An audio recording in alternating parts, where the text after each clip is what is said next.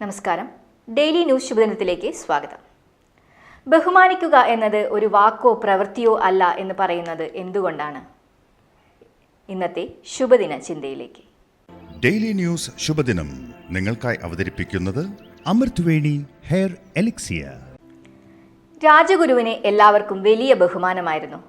രാജാവ് അദ്ദേഹത്തെ കാണുമ്പോൾ എഴുന്നേറ്റ് നിൽക്കും. ഒരു ദിവസം രാജാവ് ഗുരുവിനോട് ചോദിച്ചു, അറിവാണോ സ്വഭാവമാണോ മുഖ്യം? കുറച്ച് ദിവസം കഴിഞ്ഞ് ഇതിന് മറുപടി തരാമെന്ന് ഗുരു പറഞ്ഞു. പിറ്റേന്ന് ഗുരു ഖജനാവിൽ നിന്ന് കുറച്ച് സ്വർണ്ണനാണയങ്ങൾ കൊണ്ടുപോയി. കാവൽക്കാർ കണ്ടെങ്കിലും പ്രതികരിച്ചില്ല. പല ദിവസങ്ങളിലും ഇത് ആവർത്തിച്ചപ്പോൾ കാവൽക്കാരൻ ഇത് രാജാവിനോട് പറഞ്ഞു. അടുത്ത ദിവസം ഗുരു രാജാവിനെ കാണാൻ എത്തിയിട്ടും അദ്ദേഹം എഴുന്നേറ്റതേയില്ല.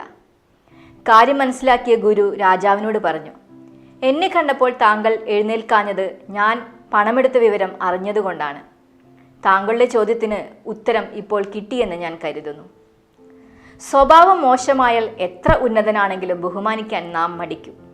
അതുകൊണ്ട് സ്വഭാവം തന്നെയാണ് മുഖ്യം.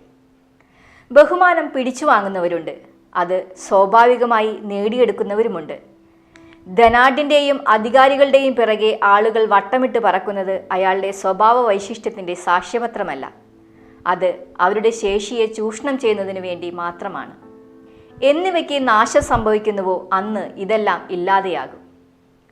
ബഹുമാനിക്കുക എന്നത് ഒരു വാക്കോ പ്രവൃത്തിയോ അല്ല, അതൊരാൾക്ക് മറ്റൊരാളോട് തോന്നുന്ന സ്വാഭാവികമായ വികാരമാണ്.